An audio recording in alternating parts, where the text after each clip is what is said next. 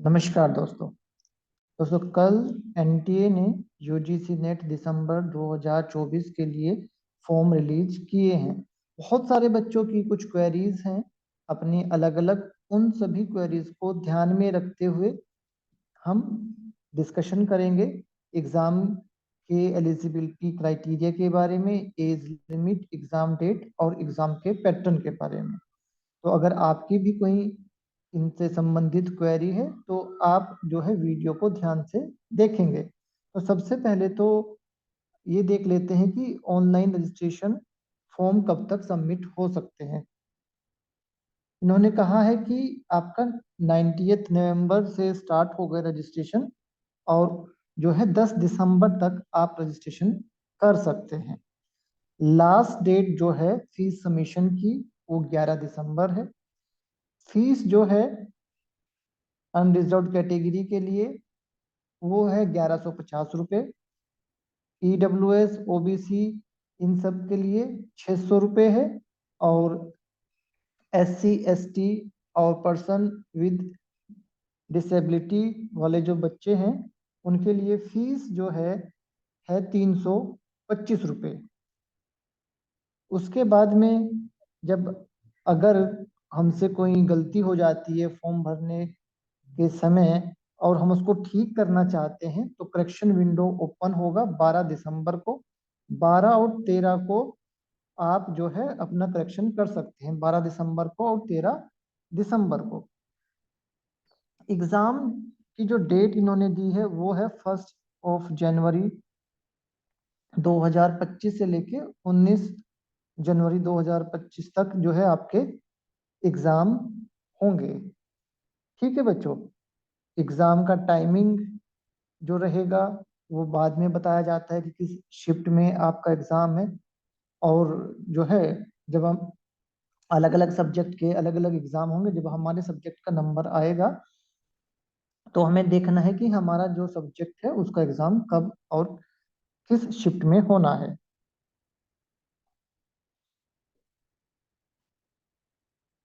जैसे लास्ट बार हुआ था, इस बार भी 3 कैटेगरी है। जो बच्चे फेलोशिप के लिए भी अप्लाई करना चाहते हैं तो वो अपने फॉर्म में JRF, असिस्टेंट प्रोफेसर और PhD एडमिशन तीनों पे टिक करेंगे। जिनको JRF नहीं चाहिए, जिनकी एज नहीं है, वो असिस्टेंट प्रोफेसर और PhD के लिए टिक करेंगे।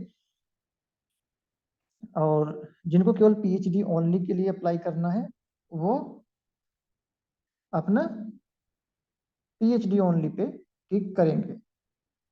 देखिए, जो कैटेगरी 2 है इसमें अगर आपके पास में JRF का एज अब नहीं रहा आपका, बट आप असिस्टेंट प्रोफेसर और PhD के लिए अप्लाई करना चाहते हैं तो आप जो है दोनों पे अपना टिक करेंगे। ठीक है, तो अब कोई बच्चे ऑलरेडी एडमिशन में है, केवल नेट के लिए चाहते हैं, तो भी अगर आप टिक कर देंगे तो कोई इससे फर्क नहीं पड़ेगा।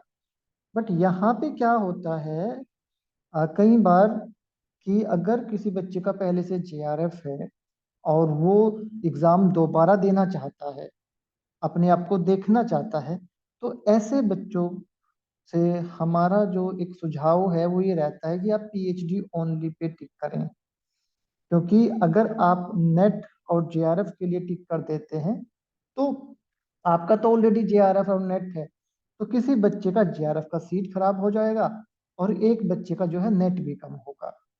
तो इस तरीके से दूसरे बच्चों का थोड़ा सा लॉस हो जाता है। तो बेहतर यही है कि अगर आप ऑलरेडी JRF क्वालिफाइड हैं तो आप PhD ओनली के लिए टिक करके अपना एग्जाम दे सकते हैं, अपने को टेस्ट करने के लिए, जिससे कि आपका एग्जाम भी हो जाएगा और किसी का JRF भी खराब नहीं होगा, एक सीट जो है खराब नहीं होगी।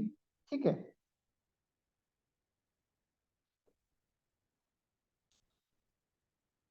एग्जाम के पैटर्न में कोई बदलाव नहीं आया है।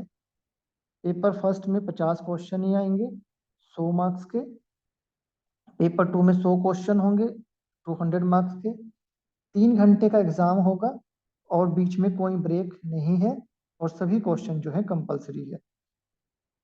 आप सभी को पता है पेपर फर्स्ट जो है कॉमन पेपर है और आपका पेपर 2 जो है हमारा कोर सब्जेक्ट का पेपर होता है। मार्किंग को लेके बच्चों में बहुत कंफ्यूजन रहता है। इस बार भी कुछ बच्चे बोल रहे थे कि सर नेगेटिव मार्किंग आ गई है क्या, तो क्लियरली मेंशन्ड है कोई नेगेटिव मार्किंग नहीं है।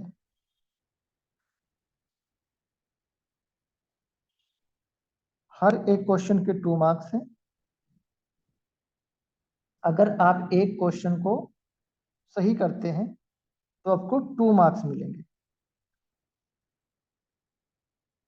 आपको कोई भी मार्क्स नहीं मिलेगा अगर आप उसको आंसर नहीं करते हैं, अटेम्प्ट नहीं करते हैं और मार्क फॉर रिव्यू के लिए इसको छोड़ देते हैं। ये भी बहुत बड़ा क्वेरी रहता है बच्चों का कि एग्जाम के बाद में कि मार्क फॉर रिव्यू के लिए हमने क्वेश्चन जो ऐसे छोड़ दिया था, क्या उसके हमें नंबर मिलेगा, मार्क्स मिलेगा? तो सिंपल इन्होंने क्लियरली मेंशन किया नो मार्क्स।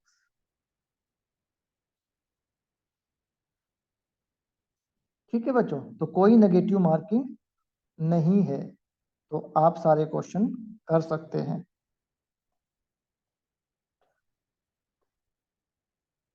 एज लिमिट के लिए जो आपका क्राइटेरिया सेम वही क्राइटेरिया है। अनरिजर्व्ड कैटेगरी के लिए 30 year, OBC, SC, ST, PWD, third gender and woman candidate जो हैं उनके लिए 35 ईयर। तो वुमन कैंडिडेट किसी भी कैटेगरी की हो उसके लिए 35 एज। असिस्टेंट प्रोफेसर और पीएचडी एडमिशन के लिए कोई भी अपर एज लिमिट नहीं है।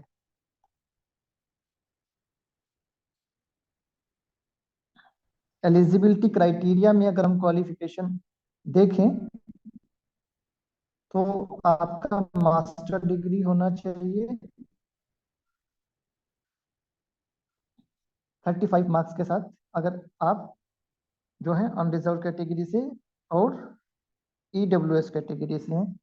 बाकी सभी कैटेगरी के लिए चाहे ओबीसी हो, एससी हो, एसटी हो, आपका पीडब्ल्यूडी, थर्ड जेंडर, इनके लिए एटलीस्ट 50% मार्क्स होने चाहिए।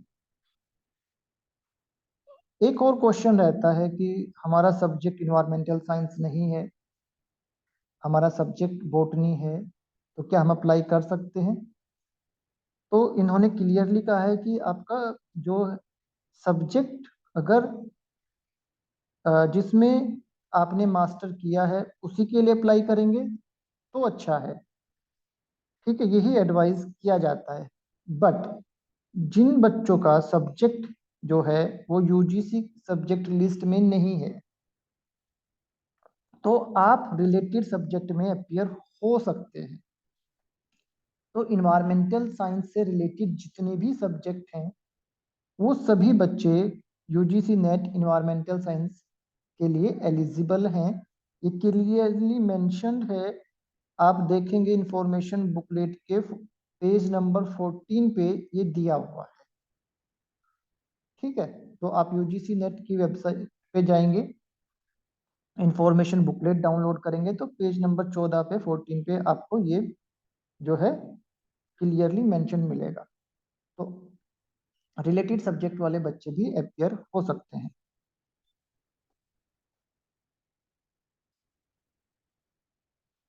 जो बच्चा 4 ईयर का जिसका बैचलर डिग्री प्रोग्राम है और वो नेट देना चाहता है तो उसको मिनिमम 75% मार्क्स चाहिए।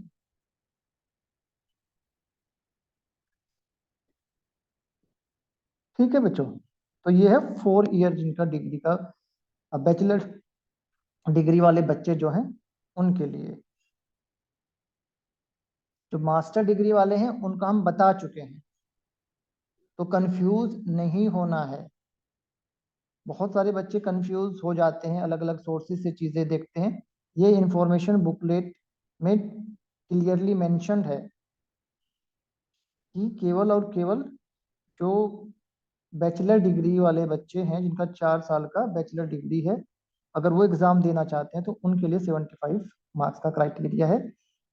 हमारे लिए एमएससी जो मेजर बच्चा है उसके लिए क्लियरली यही क्वालिफिकेशन क्राइटेरिया है। ठीक है, क्वालिफाइंग क्राइटेरिया जो है वो 55 marks for unreserved and EWS और रेस्ट के लिए 50%। ठीक है बच्चों, तो ये थे कुछ महत्वपूर्ण पॉइंट। बहुत सारी क्वेरीज थी इन पॉइंट्स के संबंधित बच्चों की। तो आप अपना एप्लीकेशन फॉर्म जल्दी से जल्दी कंप्लीट करके सबमिट करें और अपनी अच्छी से तैयारी करें। यूजीसी नेट इन्वायरमेंटल साइंस से संबंधित कुछ महत्वपूर्ण बुक्स पे हमने एक वीडियो बनाया था, आप लोगों ने देख लिया होगा। अगर नहीं देखा है तो डिस्क्रिप्शन बॉक्स में जो है हम लिंक दे देते हैं, आप वो देख सकते हैं, जिससे कि आपको जो है जानकारी मिल सके कि किन किन महत्वपूर्ण बुक्स को आपको फॉलो करना चाहिए अगर आप यूजीसी नेट इन्वायरमेंटल साइंस का एग्जाम देने जा रहे हैं। लगातार सीखते रहिए, मुस्कुराते रहिए, हमारी बेस्ट विशेष हमेशा आप लोगों के साथ में है, हमेशा रहेगी। God bless you. जियो बच्चों।